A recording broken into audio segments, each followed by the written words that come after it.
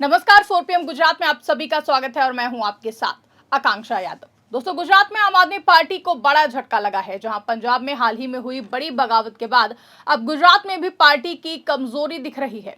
स्थानीय निकाय चुनावों के नतीजों से ठीक एक दिन पहले यानी कि 27 अप्रैल को पार्टी के गुजरात प्रदेश महासचिव और प्रमुख किसान नेता सागर रबारी ने पार्टी से इस्तीफा दे दिया है। सागर रबारी ने अपना इस्तीफा फेसबुक पोस्ट के जरिए घोषित किया और उन्होंने लिखा कि आज मैं आम आदमी पार्टी के साथ अपना सफर खत्म कर रहा हूं। पार्टी की सदस्यता, पद और जिम्मेदारियों से खुद को मुक्त कर रहा हूं। सभी साथियों का सहयोग के लिए दिल से शुक्रिया। व्यक्तिगत संबंध और दोस्ती हमेशा बरकरार रहेगी।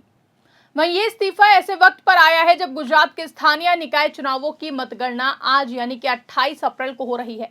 रविवार 26 अप्रैल को मतदान हुआ था। इसमें 15 नगर निगमों, 84 नगर पालिकाओं, 34 जिला पंचायतों और 260 तालुका पंचायतों के लिए कुल करीब 9,992 सीटों पर वोटिंग हुई।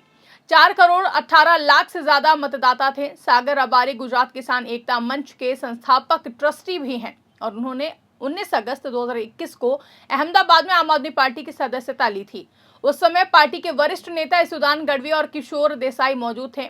रबारी ने किसानों के मुद्दों पर काफी काम किया। वो खेती, किसानी, भूमि अधिग्रहण और किसानों की समस्याओं को लेकर सक्रिय रहे हैं।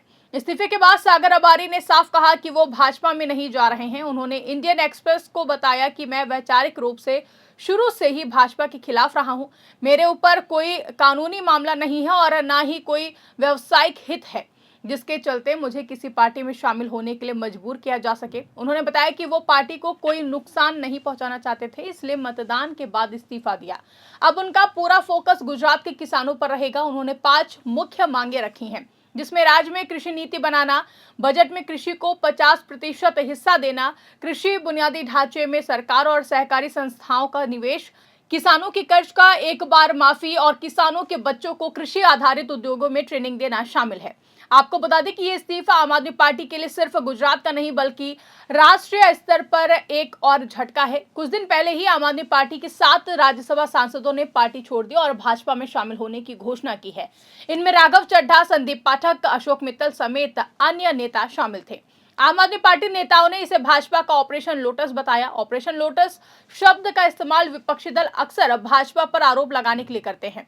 इसका मतलब होता है कि भाजपा केंद्रीय एजेंसियों का इस्तेमाल करके दबाव बनाकर या फिर अन्य तरीकों से विपक्षी दलों के नेताओं को तोड़ने की कोशिश करती है।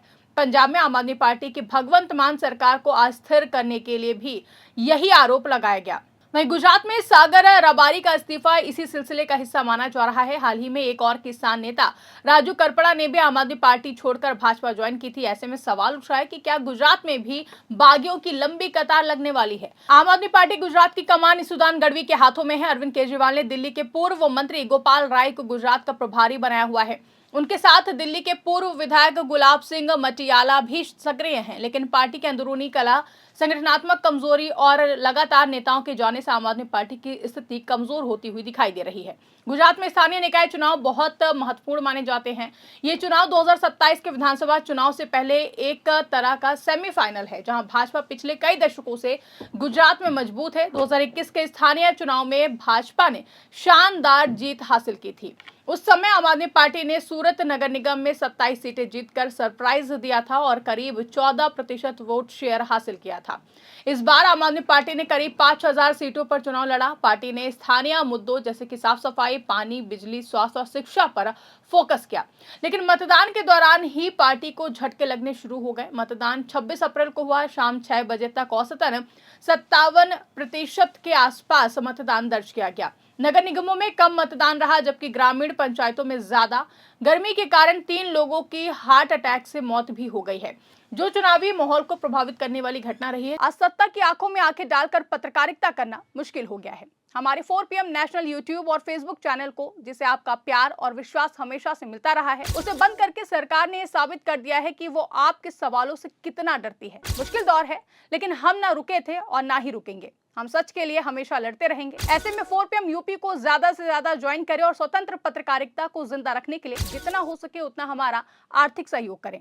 आपके सहयोग से ये जंग हम जीत कर रहेंगे। जहां अब 28 अप्रैल को मतगणना हो रही है। सागर रबारी का इस्तीफा ठीक मतगणना से एक दिन पहले आया है, जिससे आम आदमी पार्टी के कार्यकर्ताओं और समर्थकों में निराशा फैल सकती है। सागर रबारी गुजरात में किसान आंदोलन से जुड़े रहे नेता हैं और उन्होंने अर्थशास्त्र में ग्रेजुएशन और जर्नलिज्म का में डिप्लोमा भी किया है। वो ग्रास रूट स्तर पर मजबूत पकड़ रखते हैं थे। जहां किसान एकता मंच के जरिए उन्होंने कई मुद्दों पर सरकार से लड़ाई लड़ी। आम आदमी पार्टी में शामिल होने के बाद वो पार्टी के किसान विंग में सक्रिय रहे और उन्होंने भाजपा पर किसानों को डराने और वोटरों को प्रभावित करने के आरोप भी लगाए थे। चुनाव से ठीक पहले उन्होंने कहा था कि भाजपा आम आदमी पार्टी के बढ़ते समर्थन से डर गई है और सोशल मीडिया पर कार्यकर्ताओं के अकाउंट्स को प्रतिबंधित करने जैसी कोशिशें कर रही है। लेकिन अब इस्तीफे में उन्होंने कोई तीखा आरोप नहीं लगाया। उन्होंने कहा कि वो पार्टी को नुकसान नहीं पहुंचाना चाहते थे। कुछ सूत्रों का कहना है कि इस्तीफा व्यक्तिगत कारणों से हो सकता है, लेकिन सही वजह अभी साफ नहीं है क्योंकि रबारी ने विस्तार से कुछ भी नहीं बताया है। आम आदमी पार्टी गुजरात में 2022 के विधानसभा चुनाव में पहली बार 5 सीटें जीत कर आई थी, लेकिन उसके बाद पार्टी की स्थिति मजबूत नहीं हो सकी। कांग्रेस पहले से ही कमजोर है और आम आदमी पार्टी तीसरी ताकत बनने की कोशिश कर रही है। लेकिन लगातार नेताओं का जाना, संगठन में कलह और भाजपा की मजबूत पकड़ आम आदमी पार्टी के लिए मुश्किल पैदा कर रही है। पंजाब में 7 राज्यसभा सांसदों के जाने के बाद राष्ट्रीय स्तर पर भी आम आदमी पार्टी बैकफुट पर है। आम आदमी पार्टी नेताओं का आरोप है कि भाजपा ऑपरेशन लोटस चला रही है। इसमें केंद्रीय एजेंसियों का दबाव, व्यक्तिगत लाभ या अन्य तरीकों से नेताओं को तोड़ना शामिल है। भाजपा इन आरोपों को हमेशा खारिज करती आई है। गुजरात में भी कुछ नेता पहले ही आम आदमी पार्टी छोड़ चुके हैं। अगर और बागी निकले तो फिर पार्टी की स्थिति और भी ज्यादा कमजोर हो सकती है। भाजपा इस चुनाव में भी मजबूत दावेदार है। उसने कई सीटों पर बिना मुकाबले के जीत हासिल कर ली है। कांग्रेस विपक्ष की मुख्य पार्टी है, लेकिन पिछले कुछ चुनावों की तुलना में उसकी ताकत घटी है। आम आदमी पार्टी ने इस बार ज्यादा सीटों पर लड़ाई लड़ी है। पार्टी का मैनिफेस्टो आम आदमी के अधिकारों, बेहतर प्रशासन और स्थानीय समस्याओं पर केंद्रित था, लेकिन संगठनात्मक झटकों से पार्टी का प्रदर्शन प्रभावित हो सकता है। एआईएमआईएम और अन्य छोटी पार्टियां भी कुछ इलाकों में सक्रिय हैं, जहां निर्दलीय उम्मीदवार भी काफी ज्यादा संख्या में है। वहीं आज नतीजे आने के बाद साफ होगा कि आम आदमी पार्टी कितनी सीटें जीत पाती है। अगर आम आदमी पार्टी का प्रदर्शन खराब रहा तो फिर इस्तीफे का असर और भी ज्यादा दिखेगा। सागर रबारी अब किसान मुद्दों पर फोकस करेंगे। उन्होंने कहा कि वो किसी पार्टी में शामिल नहीं होंगे, लेकिन राजनीति से पूरी तरीके से दूर भी नहीं रहेंगे। आम आदमी पार्टी के लिए ये वक्त चुनौती भरा है, जहां पार्टी को अपने संगठन को मजबूत करना होगा, आंतरिक कलह सुलझानी होगी और नेताओं को बनाए रखना होगा। गुजरात की राजनीति में भाजपा का दबदबा पिछले 30 साल से है। आम आदमी पार्टी जैसे नए दलों को यहां जगह बनाना आसान नहीं उनके लिए, लेकिन अगर आम आदमी पार्टी किसानों, युवाओं और आम लोगों के मुद्दों पर लगातार काम करती रही तो भविष्य में बेहतर प्रदर्शन कर सकती है। ये घटना दिखाती है कि राजनीति में व्यक्तिगत महत्वाकांक्षा, वैचारिक मतभेद और संगठनात्मक कमजोरियां कितनी जल्दी बड़े बदलाव ला सकती है। सागर रबारी का इस्तीफा आम आदमी पार्टी के गुजरात अभियान में एक महत्वपूर्ण मोड़ साबित हो सकता है।